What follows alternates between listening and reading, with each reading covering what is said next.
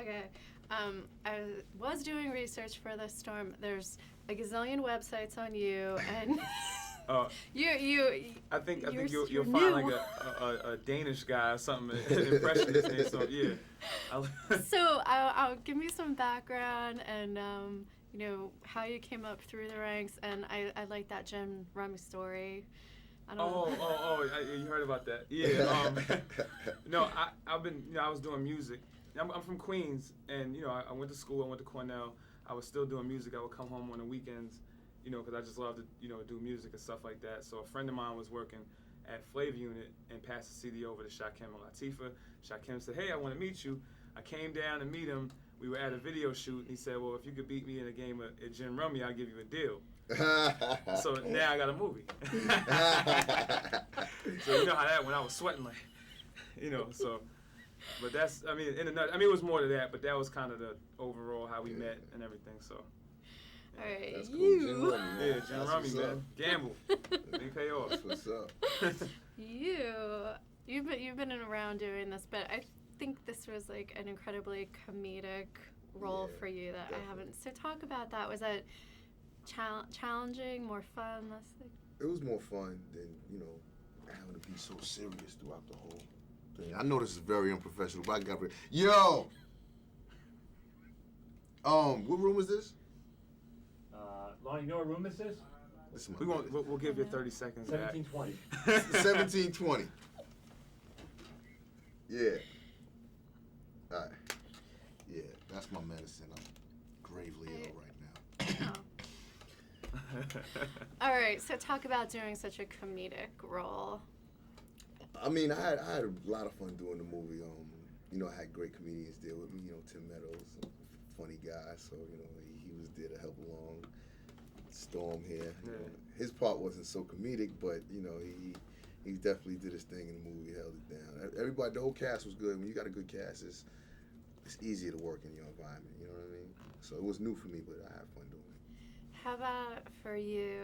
This was like a big feature film debut, and you were surrounded by some incredible veterans, Danny Boer, Jennifer. So talk about the pressure, or it wasn't any pressure. It was more like I was kind of dedicated to the film being successful, and I didn't want to mess up. Basically, I wanted to make sure that my first shot out there would be something that people say, okay, he did a good job on his first time out. I was, like the first person to set, last person to leave.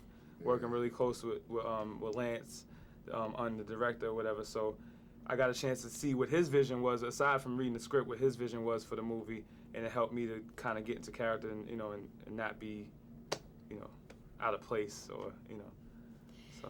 Can either of you relate to that like general theme of rags to riches, and if so, what role did that play in taking this and?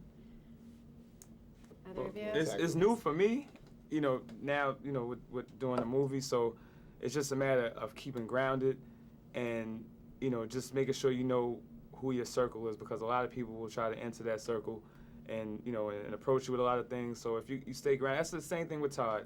Stay grounded, don't go crazy, keep it cool, and everything will come to you eventually. Ja, how about you, like moving along? I mean, did you feel at points that people were going to take advantage of you, and you were like a bank that was waiting to be? I mean, you in the business, you always get taken advantage of. But I got a saying for that too. It's my saying for that is, you want to be used in this business. You'd rather be used than to be useless. You understand? So once you're useless, nobody calls. So I'd rather use me up. Come on, you know what I mean? As long as you're using me, you need me. So it is what it is. But this business is crazy, and rags to riches stories is like it's like all you hear from young black men. Whether we're athletes or entertainers, we're all the same stories. Came from nothing, got something, and living through it. All right. Sorry. Thank you, Dana. Just swings and bounces? Okay. Okay. The story idea, where did this come from? This story idea, my partner Shakim came up with this story. He had actually gone to a cookout where a lot of this crazy stuff happened. For those of you who don't know, a cookout is a barbecue. You know, so he went to a cookout someone not unlike this character had, and it was kind of wild. It was like, you know, the best and the worst of the family, but yet the family's still the same. And when he told me about it, we were just talking, and it was like, yo, this is a movie. This is definitely a movie idea. So we all got together, the whole Flav Unit team, started fleshing out the idea. And, you know, another friend of ours who's part of the Flav Unit family came up with a really tight concept on how to execute the script and wrote it. That was it. I read in the production notes that you specifically geared this towards the urban audience. Yeah. So why? And did you give any thought to whether or not this was going to limit your audience? Didn't care? Not at all. I mean, you know what? We're not, you know, I'm not Steven Spielberg around here, Jerry Bruckheimer. We're a new company trying to establish itself.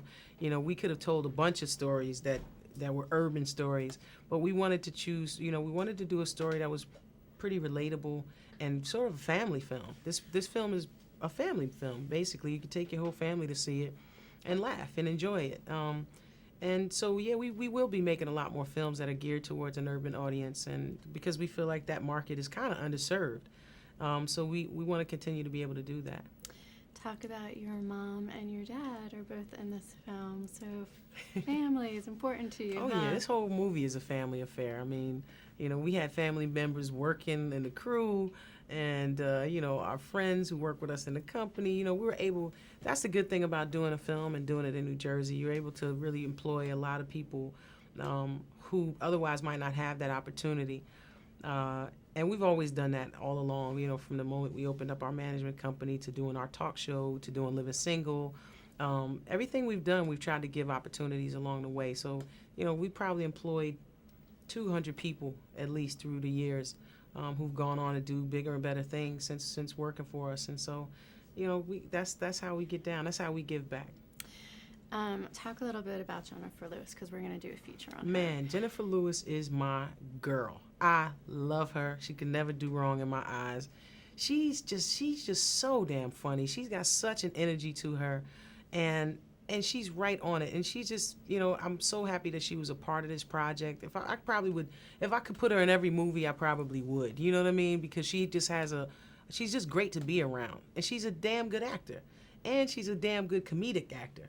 You know, so she's just fun to be around and fun to have in a film. You know, she's fun to have on the set, and you know you're going to get the goods when you hire Jennifer.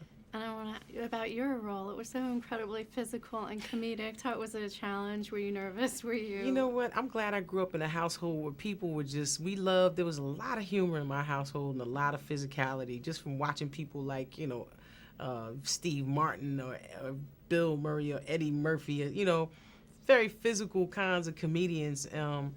And so, you know, for me, if I'm gonna use a sense of humor, what is there to be ashamed of? You might as well go all out. Either commit to it or don't do it at all.